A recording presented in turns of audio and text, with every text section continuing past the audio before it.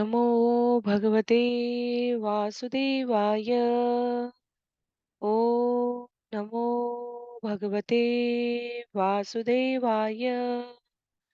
ॐ नमो भगवते वासुदेवाय। हरे कृष्णा। सभी भक्तों को सादर प्रणाम। श्रीमद् भागवतम महापुराण सत्रों की इन श्रृंखला में आज सत्र 514 514 में सभी भक्तों का स्वागत है। हम सभी यहाँ पर 18,000 श्लोकों वाले श्रीमद् भागवतम महापुराण को अंतर्राष्ट्रीय कृष्ण भावनामृत संघ के संस्थापक आचार्य कृष्ण कृपा मूर्ति श्री श्रीमद् अभय चरणारविंद भक्ति वेदांत स्वामी श्रील प्रभुपाद की पुस्तक के माध्यम से भक्तों के संग श्रवण और पठन करने का प्रयास कर रहे हैं। जैसा कि सत्रों का प्रारूप है, वर्तमान विषय वस्तु का संक्षिप्त अवलोकन, तत्पश्चात मंगलाचरण और उसके बाद एक एक श्लोक का वाचन और श्रवण करते हुए हम सभी सत्र में आगे बढ़ेंगे। वर्तमान विषय वस्तु के संदर्भ में हम सभी ने सत्र 513 तक स्कंद 10 अध्याय 33 श्रवण किया है, जहां अध्याय संख्या 29 30 31 32 33 इसे रास पंचाध्यायी कहा जाता है। भगवान श्री कृष्ण का वासुरी के द्वारा मधुर तान छेड़कर गोपियों के आवाहन से लेकर गोपियों के माध्यम से भक्ति रस की पराकाष्ठा को प्रस्तुत करना, भगवान के संग के लिए नित्य सिद्ध साधन सिद्ध गोपियों को प्रस्तुत कराना, उनकी इच्छाओं को पूरा करना और क्यों भगवान के द्वारा किए गए कृत्य का अनुकरण करना अक्षम्य है। अनुसरण अलग विषय है, पर अनुकरण करना अक्षम्य है। इसे हमने अध्याय 33 तक श्रवण किया था। आज सत्र 514 में हम सभी स्कंद 10 अध्याय 34 आरंभ करने जा रहे हैं। अध्याय 34 जिसका नाम है नंद महाराज की रक्षा तथा शंखचूड़ का वध। तो दो बहुत प्रसिद्ध कथाएं हैं यहाँ पर, जहाँ एक बार ग्वालों के साथ नंद महाराज अपने परिवारों को लेकर बैलगाड़ियों में चढ़कर शिव जी की पूजा करने अंबिका वन जाते हैं। तो किस प्रकार भगवान श्री कृष्ण ने अपने पिता नंद को सर्प के चंगुल से छुड़ाया था और सुदर्शन नामक एक विद्याधर को, जो आंगिरस मुनियों के श्राप का शिकार था, उसको उद्धार किया। तो ये दो कथाएं आज के सत्र में हम सभी श्रवण करने का अध्याय 34 के माध्यम से प्रयास करेंगे। आरंभ करते हैं मंगलाचरण से। नारायणं नमस्कृत्य नरं चैव नरोत्तमं देवीं सरस्वतीं व्यासं ततो जयमुदीरयेत्। शृण्वतां स्वकथा कृष्ण पुण्यश्रवणकीर्तन यद्यन्तस्थो यभद्राणि विदुनोति सुयत्स्यताम्। नष्टप्रायेष्वभद्रेषु नित्यं भागवत सेवया भगवत्युत्तमश्लोके भक्तिर्भवति नैष्ठिकी। ॐ अज्ञानतिमिरान्धस्य ज्ञानाञ्जनशलाकया चक्षुन्मीलितं येन तस्मै श्रीगुरुवे नमः। मूकं करोति वाचालं पङ्गुं लङ्घयते गिरिं यत्कृपातमहं वन्दे परमानन्दमाधवम्। वाञ्छाकल्पतरुभ्यश्च कृपा सिन्धुभ्य एव च पतितानां पावनेभ्यो वैष्णवेभ्यो नमो नमः। जय श्री कृष्ण चैतन्य प्रभु नित्यानंद श्री अद्वैत गदाधर श्रीवासादि गौर भक्तवृंद। हरे कृष्णा कृष्ण कृष्ण हरे हरे, हरे राम राम राम हरे हरे। हरे कृष्णा कृष्ण कृष्ण हरे हरे, हरे राम राम राम हरे हरे। हरे कृष्णा कृष्ण कृष्ण हरे हरे, हरे राम राम राम हरे हरे। हरे कृष्णा। सभी भक्तों को पुनः सादर प्रणाम। सत्र 514 में सभी का स्वागत है। हम सभी स्कंद 10 अध्याय 34, जहाँ अध्याय का नाम है नंद महाराज की रक्षा तथा शंखचूड़ का वध। उसे आरंभ करने जा रहे हैं। जिनके पास पुस्तक है वो पुस्तक के माध्यम से वाचन करें। अन्य सभी की सुविधा के लिए स्क्रीन पर श्लोक भी प्रस्तुत किए जाएंगे। श्री शुक उवाच एकदा देवयात्रायां गोपाला जात कौतुका अनूद्युक्ते प्रययुते अंबिकावनम्। सुखदेव गोस्वामी ने कहा, एक दिन भगवान शिव की पूजा हेतु यात्रा करने के उत्सुक ग्वाले बैलगाड़ियों द्वारा अंबिका वन गए। तो एक दिन की बात है ये। और शिलाजीव गोस्वामी के अनुसार ये एक दिन वास्तव में शिवरात्रि का सूचक है। तो अंबिका वन गुजरात प्रांत में सिद्धपुर शहर के निकट है। तो जैसा तात्पर्य में लिखा है उसका आश्रय लेके हम सभी श्रवण कर रहे हैं। शिवरात्रि के अवसर पर गुजरात प्रांत के, तो वृंदावन से गुजरात प्रांत की बात हो रही है, सिद्धपुर शहर के निकट अंबिका वन में श्रील विश्वनाथ चक्रवर्ती ठाकुर के अनुसार ग्वाल बाल फाल्गुन मास की कृष्ण पक्ष चतुर्दशी के दिन यात्रा के लिए प्रस्थान करते हैं। तो अंबिका वन मथुरा से उत्तर पश्चिम दिशा में सरस्वती नदी के तट पर स्थित है। और यह अत्यधिक विख्यात है क्योंकि इसमें श्री शिव तथा उनकी पत्नी उमा देवी के अर्चा विग्रह है। तो श्री जीव गोस्वामी और विश्वनाथ चक्रवर्ती ठाकुर की सम्मिलित प्रस्तुति है इस स्थान की सार्थकता, इस स्थान की सही स्थिति प्रस्तुत करने के लिए। श्लोक संख्या 2 में तत्र स्नात्वा सरस्वत्यां देवं पशुपतिं विभुम् आनर्चु अर्हणे भक्त्या देवीं च नृपतिं अंबिकाम्। हे राजन, वहां पहुंचने के बाद उन्होंने सरस्वती नदी में स्नान किया और तब विविध पूजा सामग्री से शक्तिशाली शिवजी तथा उनकी पत्नी देवी अंबिका की भक्ति पूर्वक पूजा की है। तो ग्वाल वालों के संग में एकजुट होकर सब गए हैं और पूजा करते हैं। वहां पर प्रार्थना क्या करते हैं? गाव हिरण्यम वासांसी मधु तु अन्नम आद्रिता गावो हिरण्यं वासांसि मधुमध्वन्नमाद्रिता ब्राह्मणेभ्य ददु सर्वे देवो न प्रीयतामिति। ग्वालों ने ब्राह्मणों को गौवें, स्वर्ण वस्त्र तथा शहद मिश्रित पकवान की भेंटें दान में दी। तत्पश्चात उन्होंने प्रार्थना की, हे प्रभु, अहम पर आप प्रसन्न हो। उषु सरस्वती तीरे जलं प्राश्य यतव्रता रजनीं तां महाभागा नंद सुनंदकादय। क्षमा कीजिए। नंद, सुनंद तथा अन्य अत्यंत भाग्यशाली ग्वालों ने वह रात सरस्वती के तट पर संयम से अपने अपने व्रत रखते हुए बिताई। उन्होंने केवल जल ग्रहण किया और उपवास रखा। तो नंद सुनंद यहाँ पर चर्चा आती है। इससे पहले नंद उपनंद आती है चर्चा।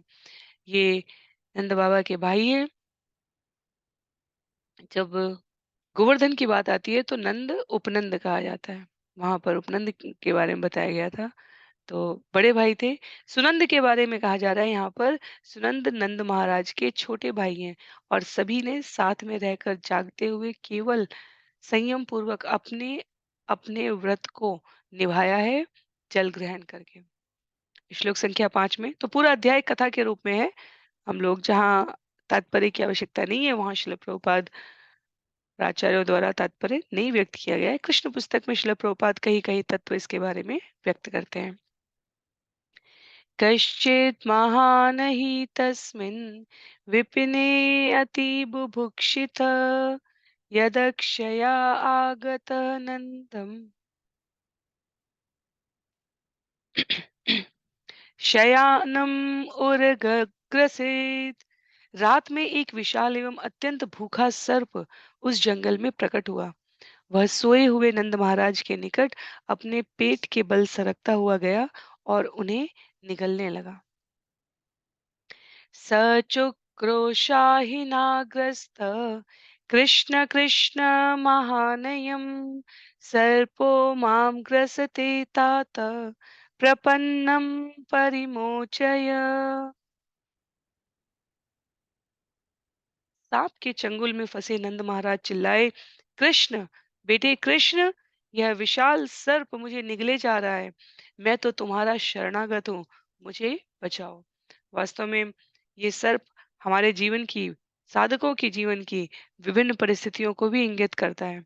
हम सभी नियम पूर्वक, संयम पूर्वक अपने जीवन में आचरण करके भक्ति करने का प्रयास कर रहे होंगे, पर इसका अर्थ ये नहीं है कि जीवन में संकट नहीं आएगा।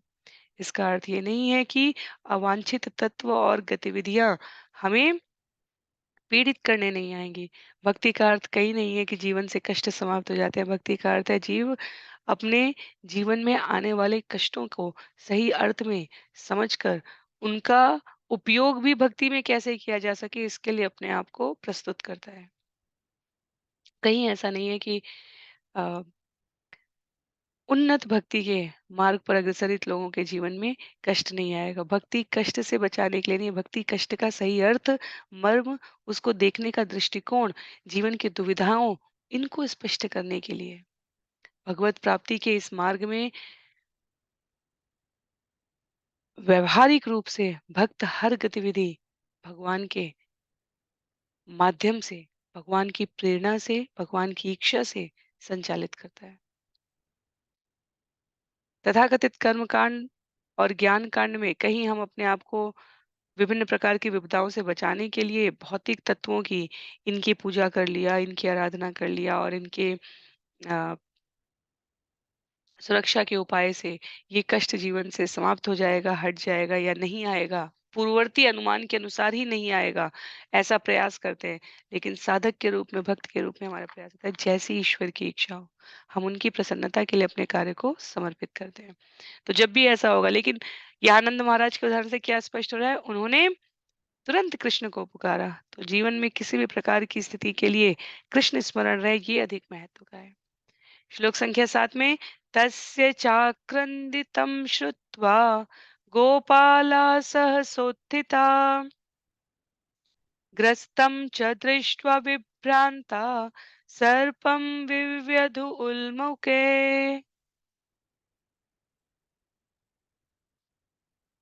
जब ग्वालों ने नंद की चीखें सुनी तो वे तुरंत उठ गए और उन्होंने देखा कि नंद को तो सर्प निकले जा रहा है। अत्यंत विचलित होकर उन्होंने जलती मसालों से उस सर्प को पीटा।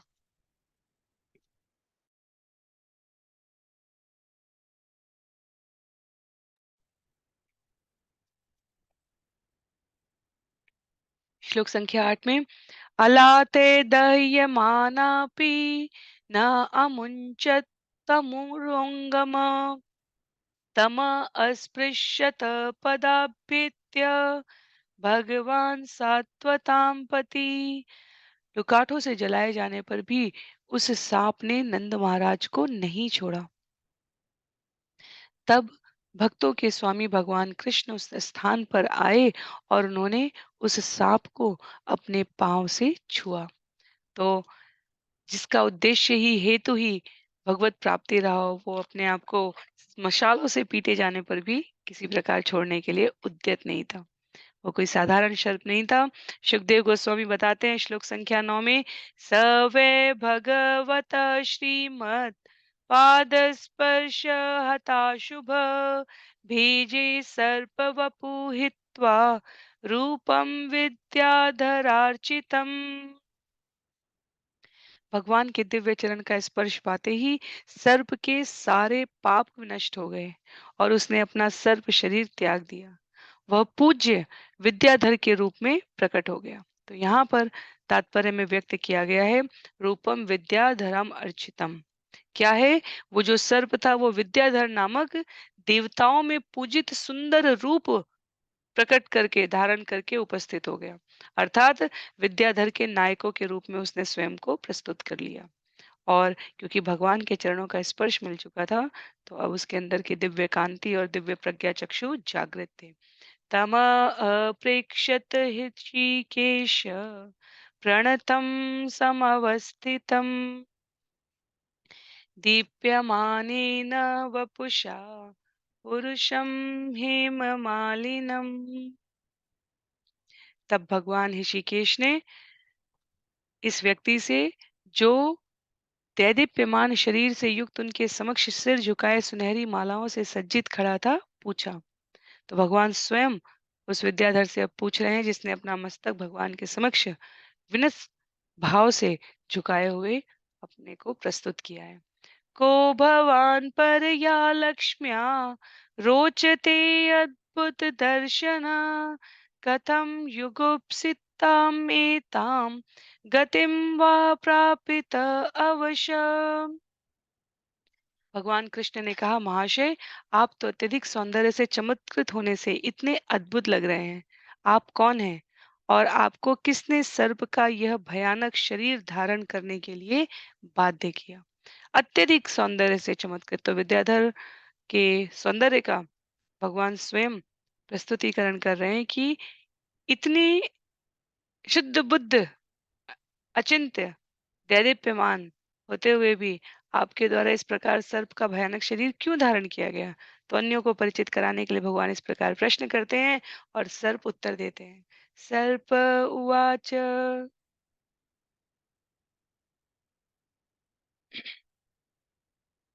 अहं विद्याधर कश्चित् सुदर्शन इति श्रुतः श्रिया स्वरूपसम्पत्त्या विमानेनाचरन् दिश ऋषीन् विरूपाङ्गिरस प्राह संरूपदर्पितः तैरीमां प्रापितो योनिं प्रलब्धे स्वेन पाप्मना।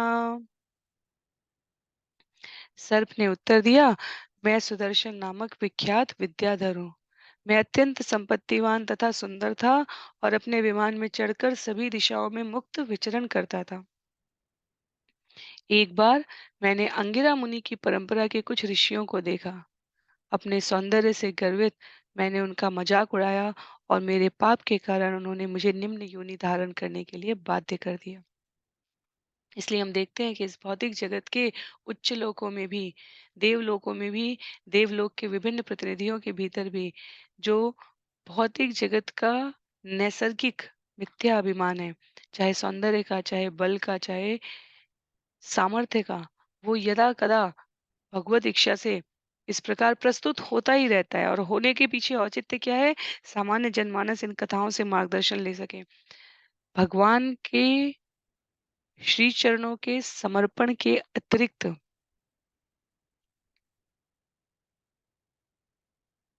कोई भी अन्य दर्प हो, किसी भी अन्य प्रकार का अहंकार हो, वो हमारे मस्तिष्क में आए, व्यवहार में नहीं, केवल मस्तिष्क में आए, उससे पहले ही हमें भगवान से सतर्कता पूर्वक क्षमा याचना कर लेनी चाहिए।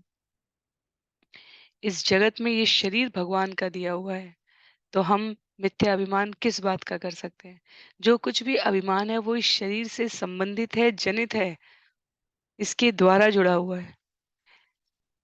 गोपियों का ये अभिमान जो भी हमने पिछले 5 अध्यायों के क्रम में श्रवण किया था, भगवान मेरे हैं, सिर्फ मेरे हैं, उसको भी प्रतीकात्मक रूप से ऐसा दृश्यमान कराया है भगवान ने कि वो अदृश्य होते हैं, कि गोपियों के भीतर ये अभिमान है। उसका आध्यात्मिक विवेचन बहुत भिन्न है, पर व्यवहारिक रूप में भी भगवान मेरे हैं, मैं भगवान का हूँ, ये अभिमान आने पर भी भगवान शुद्ध, सात्विक,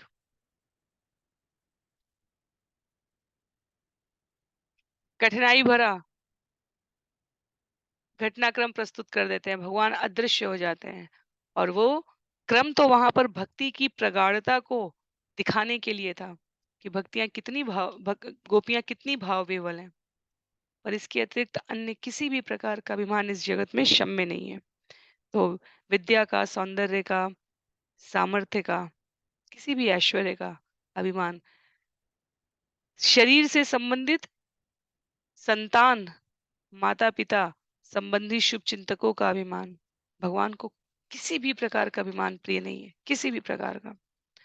तो सौंदर्य से गर्वित, चाहे हम नल कुबेर की बात देखें सामर्थ्य के रूप में, नल कुबेर और मणिग्रीव, जहाँ पर नारद मुनि उन्हें मार्गदर्शन करते हैं श्राप देकर। चाहे हम यहाँ पर सुदर्शन नामक विख्यात विद्याधर को देखें, ऋषिगण आचार्य उपस्थित हैं मार्गदर्शन देने के लिए। सौंदर्य का अभिमान। इससे पहले विश्वामित्र को समय समय पर हम इन ऋषियों की, इन विभूतियों की, इन कथाओं को, इन शास्त्रों के माध्यम से इसलिए श्रवण करके मार्गदर्शन प्राप्त करने का प्रयास कर रहे हैं ताकि जीवन में जो दैवीय गुण है, जो भक्त बनने के, साधक बनने के आवश्यक गुण है, उसके अतिरिक्त हम और किसी के चंगुल में ना फंसे। विश्वामित्र को लगा वो अलग स्वर्गलोक बना लेंगे। मेनका उपस्थित है। तो ये मार्गदर्शन है और इसको हमें इसी क्रम में देखना है। इसका अर्थ ये नहीं है कि ये विद्याधर हमसे गए गुजरे हो गए। ये सुदर्शन नाम के विद्याधर यहाँ पर ये भागवतम में कथा के रूप में प्रस्तुत है, क्योंकि ये भगवान के प्रतिनिधि के रूप में मार्गदर्शन करने के लिए चुने गए पार्षद हैं, जो अहंकार करने पर जीव की कैसी गति हो सकती है। सौंदर्य का अहंकार विद्याधर का उदाहरण है। सामर्थ्य का अहंकार, इससे पहले हमने माता पार्वती और शिव के प्रसंग में भी भगवान के भक्त के रूप में आए हुए देवलोक के प्राणियों के व्यवहार को भी देखा है। एक नहीं, एक से अधिक श्रापित जीव हैं जो सहर्ष स्वीकार करते हैं कि हाँ, मिथ्या अहंकार है। इंद्र के दर्प को भगवान ने तोड़ा, ब्रह्मा के गर्व को भगवान ने तोड़ा। भगवान को भक्तों के मध्य किसी भी प्रकार का दर्प पसंद नहीं है। तो हमें यश, कीर्ति, पद, प्रतिष्ठा, सामर्थ्य, इन सभी में अत्यधिक सावधान रहना चाहिए। कथा के बीच में ये तत्व समझना विद्याधर के प्रसंग से हमारे लिए बहुत आवश्यक है। भगवान को अहंकार प्रिय नहीं है। मेरी संतान ऐसी है, मेरे माता-पिता ऐसे, मैं इस परिवार का हूँ, मैं इतना सौंदर्यवान हूँ, मैं इतना सामर्थ्यवान हूँ, मेरी इतनी यश कीर्ति समस्त जगत में मैं प्रसिद्ध हूँ। भगवान को प्रिय नहीं लगता, क्योंकि भगवान से अधिक किसी के पास कुछ भी नहीं हो सकता और भगवान जीव को विनम्र बन के उनके श्री चरणों में वापस आने के लिए ये मनुष्य शरीर देते हैं, मिथ्या अहंकार करके इसी जगत में फंसे रहने के लिए नहीं। श्लोक संख्या 14 में शापो मे अनुग्रहायेव कृतते करुणात्मभिः यत् अहं लोकगुरुणा पदास्पृष्टो हताशुभ। वास्तव में मेरे लाभ के लिए ही उन दयालु ऋषियों ने मुझे श्राप दिया, क्योंकि अब मैं समस्त लोगों के परम दिव्य गुरु के पांव द्वारा स्पर्श किया जा चुका हूँ और इस तरह सारे अशुभों से मुक्त हो चुका हूँ।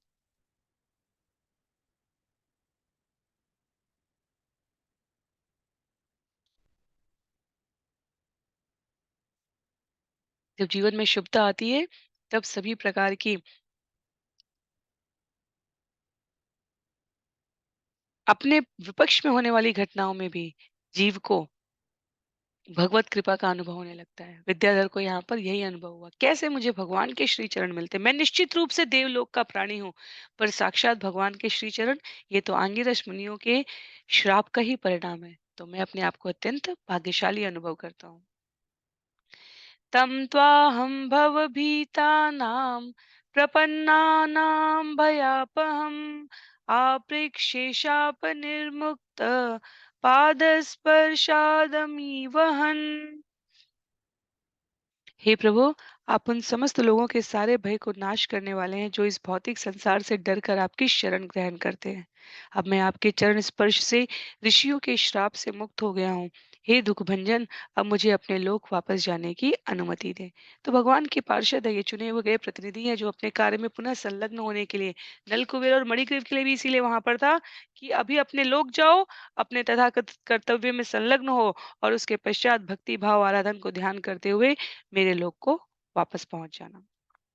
यहाँ पर विद्याधर भी इसी प्रकार भगवान से प्रार्थना करते हैं। तो विनीत होकर भगवान से अपने धाम वापस जाने की अनुमति देने की प्रार्थना करते हैं, जहाँ निश्चित रूप से शुद्ध मन से शांति पूर्वक अपने कर्तव्य का पुनः निर्वहन कर सकें। इसीलिए आज के इस अध्याय से और आसपास के घटनाक्रम से प्रतिदिन हमें जीवन में इस एक तथ्य के स्मरण की, किसी के द्वारा बताए जाने की अत्यंत आवश्यकता रहती है। अहंकार भगवान को बिल्कुल प्रिय नहीं है। भगवान के भक्त सुनिश्चित किए गए हैं समय समय पर इसमें मार्गदर्शन करने के लिए इस प्रकार श्राप के द्वारा ऋषियों के श्राप का हमें पूरे भागवतम में या किसी भी अन्य शास्त्र में यदि एकमात्र हेतु समझ में आए तो वो केवल और केवल जीव को सन्मार्ग पर वापस लाना है। कई बार ऑफिस में मिले हुए पद प्रतिष्ठा में जीव भूल जाता है कि उसे अन्य सामान्य जनों के साथ कैसे व्यवहार करना है। ऑफिस का पद केवल ऑफिस तक काम आता है। कई बार किसी महत्वपूर्ण संस्थान प्रतिष्ठान में दिया गया पद केवल वहां तक काम आता है। सेवक और स्वामी के संबंध में वास्तव में जो स्वामी बन के इस जगत में व्यवहार कर रहे हैं उनको अत्यधिक सतर्कता की आवश्यकता है। कहीं किसी मंदिर के प्रमुख के रूप में, परिवार के प्रमुख के रूप में, स्थान विशेष घटनाक्रम में चुने गए प्रमुख नेता पदवी के रूप में प्राप्त व्यक्ति को अधिक सावधानी रखने की आवश्यकता है। सेवक के रूप में उतना अधिक ध्यान रखने की आवश्यकता नहीं है, पर स्वामी के रूप में बहुत ध्यान रखने की आवश्यकता है। श्लोक संख्या 17 में ब्रह्मदण्डात् विमुक्तोऽहं सद्यते अच्युत दर्शनात् यन्नाम गृह्णन् अखिलान् श्रोतॄन् आत्मानमेव च सद्य पुनाति किं भूय तस्य स्पृष्टपदाहिते। हे अच्युत, मैं आपके दर्शन मात्र से ब्राह्मणों के दंड से तुरंत मुक्त हो गया। जो कोई आपके नाम का कीर्तन करता है वह अपने साथ साथ अपने श्रोताओं को भी पवित्र बना देता है। तो फिर आपके चरण कमल का स्पर्श न जाने कितना लाभप्रद होगा। ये जो विनयशीलता है ये हमारे जीवन में हर क्षण होनी चाहिए। भगवान के श्री चरणों से अधिक शुभ, पवित्र, मंगलकारी और कोई भी ऐश्वर्य इस संसार का नहीं हो सकता। और अपने समस्त कार्यों से, समस्त उद्यमों से हमें भगवान के श्री चरणों को प्राप्त करने की पात्रता मिले, इस योग्यता के लिए अपने समस्त विकारों को नष्ट करते रहने का प्रयत्न करना चाहिए। श्लोक संख्या 18 में इति अनुज्ञाप्य दाशार्हं परिक्रम्याभिवन्द्य च सुदर्शनो दिवं यात कृक्षात नंद च मोचित। इस प्रकार भगवान कृष्ण की अनुमति पाकर सुदर्शन ने उनकी परिक्रमा की, उन्हें झुककर नमस्कार किया और तब वह स्वर्ग के अपने लोक लौट गया। इस तरह नंद महाराज संकट से उबर आए। तो ये घटनाक्रम केवल और केवल, चाहे वरुण देव ने किया हो, चाहे यहाँ पर सुदर्शन नामक विद्याधर ने किया हो, नंद महाराज की शरण में जाने का उनका औचित्य भगवान के श्री चरणों की कृपा प्राप्त करना था। श्लोक संख्या 19 में बताते हैं निशाम्य कृष्णस्य तदात्मवैभवम् व्रजौकसो विस्मितचेतसस्ततः समाप्य तस्मिन् नियमं पुनर्व्रजम् णिपाययुस्तत्कथयन्त आदृत। कृष्ण की असीम शक्ति देखकर व्रजवासी चकित रह गए। हे राजन, तब उन्होंने भगवान शिव की पूजा संपन्न की और रास्ते में कृष्ण के शक्तिशाली कार्यों का आदर पूर्वक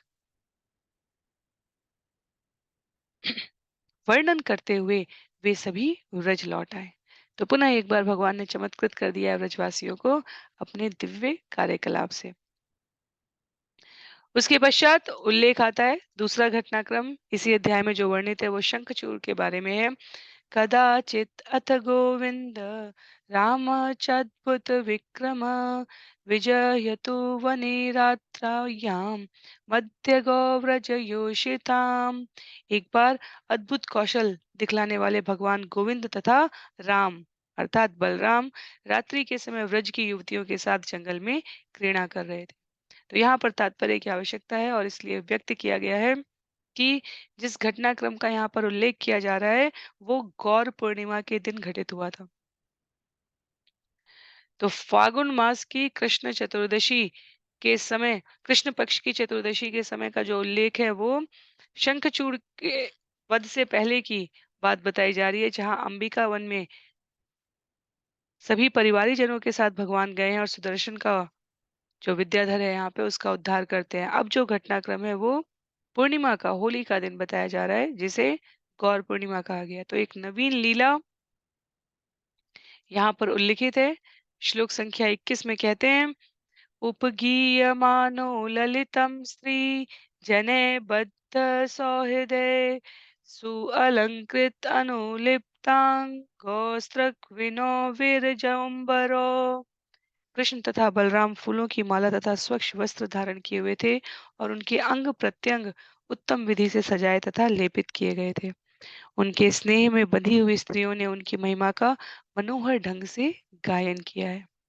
निशामुखं मानयन्तो उदितोऽधुपतारकं मल्लिका गन्धमत्ताली जुष्टं कुमुदवायुना। उन दोनों ने रात्रि आगमन की प्रशंसा की, जिसका संकेत चंद्रमा तथा तारों के उदित होने, कमल की गंध से युक्त मंद वायु तथा चमेली के फूलों की सुगंध से मक्त भौरों से हो रहा था। तो प्राकृतिक सुवासता का उल्लेख है यहाँ पर। जगतु सर्वभूतानां मनः श्रवणमङ्गलं तौ कल्पयन्तो युगपत् स्वरमण्डलमूर्छितम्। कृष्ण तथा बलराम ने एक साथ आरोह अवरोह की सभी ध्वनियों से युक्त राग अलापा। उनके गायन से सारे जीवों के कानों तथा मन को सुख प्राप्त हुआ। तो भगवान यहाँ पर पुनः एक लीला का आरंभ कर रहे हैं। वास्तव में ये शंखचूड़ के आने और उसके उद्धार होने की कथा से संबद्ध है। गोप्य तत गीतमाकर्ण्य मूर्छिता नाविदन् नृप स्रंसद्दुकूलमात्मानं स्त्रस्तकेशस्रजं तत। जब गोपियों ने वह गायन सुना तो वे सम्मोहित हो गई। हे राजन, वे अपने आप को भूल गई और उन्होंने यह भी नहीं जाना कि उनके सुंदर वस्त्र शिथिल हो रहे हैं तथा उनके बाल एवं मालाएं बिखर रहे हैं। एवं विकृणितो स्वैरं गायतो सम्प्रमत्तवत् शङ्खचूड इति ख्यातो धनद अनुचरभ्यगात्।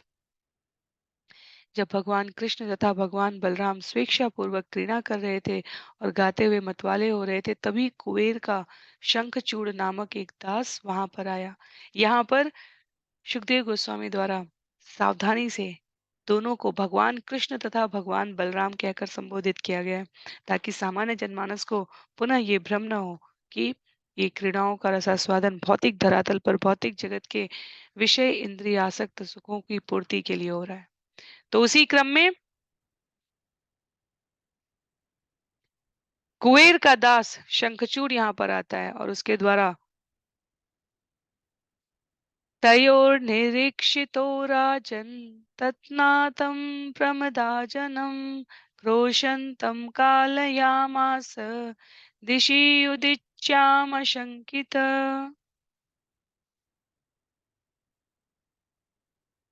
हे राजन, दोनों के देखते देखते शंखचूड़ उन स्त्रियों को उत्तर दिशा की ओर भाग कर ले जाने लगा। कृष्ण तथा बलराम को अपना स्वामी मान चुकी स्त्रियां उनकी ओर देखते हुए चीखने चिल्लाने लगी। तो शिला विश्वनाथ चक्रवर्ती ठाकुर की टिप्पणी है यहाँ पर कि सुंदर तरुणियों को शंखचूड़ नामक असुर डराकर उत्तर की ओर भगा कर ले जाने लगा। तो अभी तक उसने उनका स्पर्श भी नहीं किया है, पर लठ तान कर अर्थात डराते हुए वो उनको उधर लेकर जाने लगा। जैसे ही कृष्ण और बलराम ये श्रवण करते हैं, क्रोशन्तं कृष्णरामेति विलोक्य स्वपरिग्रहं यथा गादस्युनाग्रस्ता भ्रातरौ अन्वधावताम्। अपने भक्तों को कृष्ण राम कहकर चिल्लाते हुए सुनकर तथा यह देखकर कि वे चोर द्वारा गौओं की तरह चुराई जा रही हैं, कृष्ण तथा बलराम उस असुर के पीछे दौड़ने लगे। तो वास्तव में पहले भी और वर्तमान में भी हम ये देखते हैं कि गोधन की रक्षा करने के लिए ग्वाल बाल वैश्य वर्ण को सदैव सतर्क रहना होता था। क्योंकि रात्रि के अंधकार में ही उनको चुराए जाने का भय होता था। यहाँ पर गोपियों के साथ लीला करते हुए भगवान उपस्थित है, क्योंकि उनको शंखचूड़ नामक कुबेर के दास का उद्धार करना है। तो जैसे ही कृष्ण और बलराम ने देखा कि जैसे रात्रि के अंधकार का लाभ उठाकर गायों को चुराया जाता है, वैसे ये शंखचूड़ नामक असुर गोपियों का हरण करके उनको उस प्रकार से अ, डराकर धमकाकर ले जाने का प्रयत्न कर रहा है। भगवान ये श्रवण करते हैं और श्लोक संख्या 28 में उल्लेख आता है। वास्तव में श्लोक संख्या 28 से पहले एक और जो महत्व की बात है यहाँ पर, वो ये भी स्मरण रखनी है कि भगवान को सभी कुछ ज्ञात होता है। कई बार हम कहते हैं ना, नाम लेते रहना क्यों आवश्यक है? क्या भगवान प्रतीक्षा कर रहे हैं, ये मेरा इतनी संख्या में प्रतिदिन जाप करेगा तभी मैं उसको उद्धार करूँगा, उसके ऊपर कृपा करूँगा? भगवान तो हर क्षण कृपा करते हैं। हमारी पात्रता में वो योग्यता जिससे हम उनकी कृपा को अनुभव कर सके तब आती है जब हम उस ओर प्रयास करते हैं। यदि कोई हमारे लाभ के लिए कुछ कह रहा है और हमने अपने आँखों को, कानों को, अपनी इंद्रियों को बंद कर रखा हो, उसकी ओर पीठ करके खड़े हों, तो हमें नहीं पता कि पीछे से किस प्रकार की कृपा वृष्टि हो रही है। उसी अर्थ में यहाँ पर हरिनाम जप की बात होती है। गोपियों ने पुकारा, भगवान वहीं उपस्थित है। क्या भगवान को पता नहीं है? निश्चित रूप से पता है। भगवान प्रतीक्षा करते हैं। ऐसा नहीं लगना चाहिए जैसे माता-पिता युवा होते हुए संतानों की इच्छा का मान रखते हुए जब उसके द्वारा सहयोग की अपेक्षा हो, केवल उसी स्थिति में आकर सहयोग करते हैं। अन्यथा ऐसा नहीं लगना चाहिए युवा होते हुए संतानों को कि हमारी इच्छाओं का अतिक्रमण हो रहा है। तो बिल्कुल अशक्त शिशु को माता-पिता नवजात शिशु को सभी प्रकार का समर्थन देते हैं, सभी प्रकार का सहयोग करते हैं। पर जैसे-जैसे संतान अपनी स्वतंत्र इच्छा शक्ति के साथ इस जगत में विकसित होने लग जाती है, माता-पिता शास्त्र के नियमानुसार विचार पूर्वक कार्य करते हैं, हस्तक्षेप ना लगे, मार्गदर्शन लगे, इस क्रम में कार्य करते हैं। वैसे ही भक्तों के द्वारा भगवान जब पुकारे जाते हैं, तब भगवान स्वयं को प्रस्तुत करते हैं। भगवान को तो सभी कुछ ज्ञात है। हमारी नाम जप के प्रति प्रतिबद्धता, एक निष्ठा, हमारा भगवान के संग पारस्परिक संबंध का जो विश्वास है, उसका वर्धन करने के लिए, उस पात्रता को प्राप्त करने के लिए भगवान को तो सभी कुछ ज्ञात है। तो यहाँ इस घटनाक्रम में भी जैसे ही कृष्ण और बलराम को ये आवाज सुनाई दी, माँ भैष्ट इति अभय आरावो शालहस्तो तरस्विनो आसीदतु तम तरसा त्वरितं कूय अधममम्। भगवान ने उत्तर में पुकारा, डरना मत। तत्पश्चात उन्होंने हाथ में शाल वृक्ष के लट्ठे उठा लिए और उस अधमतम गुह्यक का तेजी से पीछा करने लगे, जो अत्यंत तेजी से भाग रहा था। तो भगवान ने स्वयं भी अपने लट्ठ के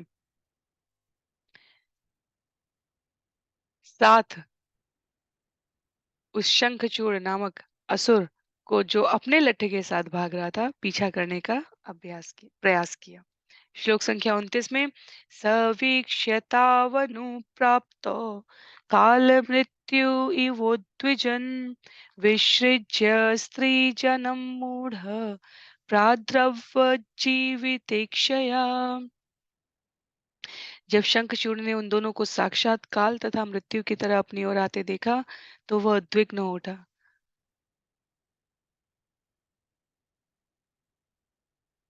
वह भ्रमित होकर स्त्रियों को छोड़कर अपनी जान बचाकर भाग गया।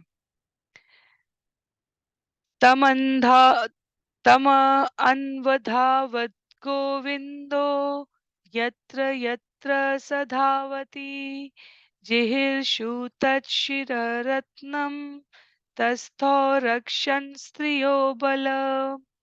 भगवान गोविंद उस असुर के सिर की मणि निकालने के लिए उत्सुक होकर जहां जहां वह दौड़ रहा था, उसका पीछा कर रहे थे। इसी बीच बलराम स्त्रियों की रक्षा करने के लिए उनके साथ रह गए।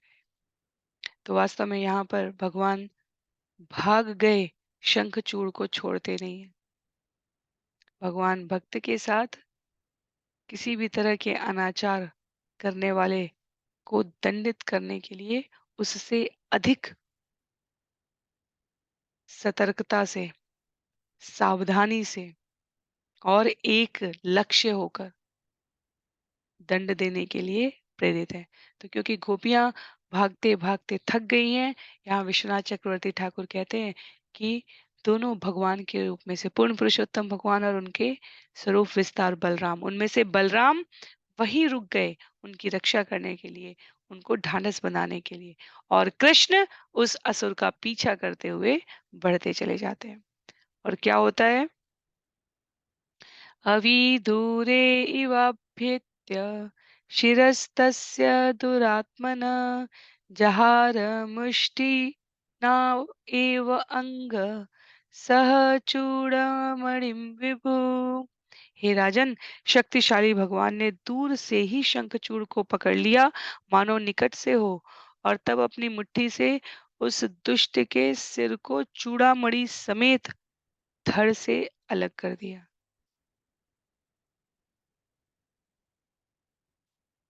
लठ से लेकर दौड़ रहा था शंखचूड़, और भगवान को कुछ अधिक प्रयास करने की आवश्यकता नहीं है।